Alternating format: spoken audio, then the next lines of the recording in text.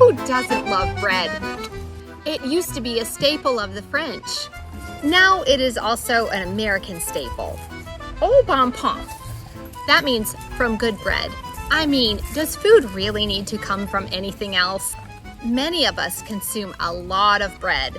We've been conditioned over the last 30 years to adopt the USDA's food pyramid. We've seen this recommendation so many times that we could probably see this pyramid in our sleep. This is just about the worst recommendation, with breads, grains, cereals, and pastas being on the bottom of the pyramid, suggesting that should be the majority of the food we consume. The best recommendation would be to eliminate these grains as much as possible.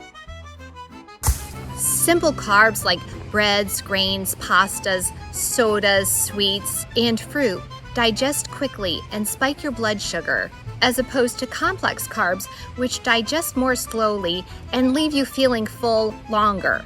If you find you are eating a lot of simple carbs like crackers, bread, cereal, pastas, you want to try to eliminate that as much as possible. Not only because it spikes your blood sugar and causes weight gain, but it can cause a great deal of inflammation and lead to leaky gut, a topic we will be focusing on next week. There was a time when grains were healthy, but the way they are processed and sprayed with glyphosate today makes them a bad choice. They have very little nutritional value, and the toxic chemicals on them eat away at your gut lining and cause a whole host of other health issues like hormone disruption, cancer, neurological issues, and mood disorders. The typical breads, cereal, or other grain products have not only been sprayed with glyphosate, but could contain flour that has been bleached with chemicals or enriched flour that contains folic acid. And if you're among the almost 50% of the population that can't process folic acid, it could lead to digestive issues and contribute to ADHD.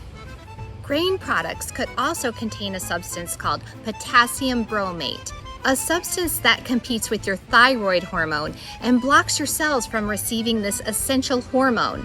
It has also been linked to cancer and banned in Europe.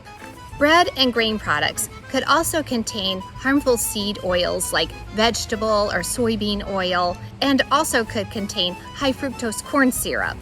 If you're going to consume bread or grain products, try to keep it at a minimum and choose organic.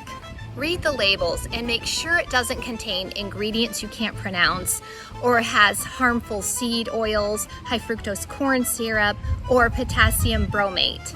Choose breads like Ezekiel sprouted bread that has higher nutritional value and hasn't been sprayed with harmful chemicals. Or choose a naturally fermented sourdough. Be careful of gluten-free products.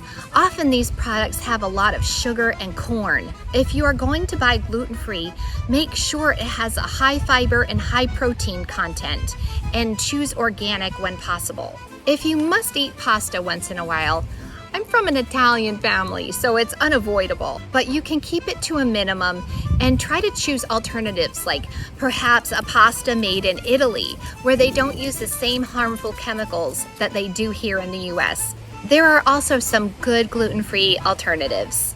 So this week, we are focusing on drastically reducing or eliminating the amount of breads, cereals, crackers, and pastas and grain products we consume. Look below for a list of good alternatives and replacement ideas. And as always, talk to your healthcare provider before changing your diet.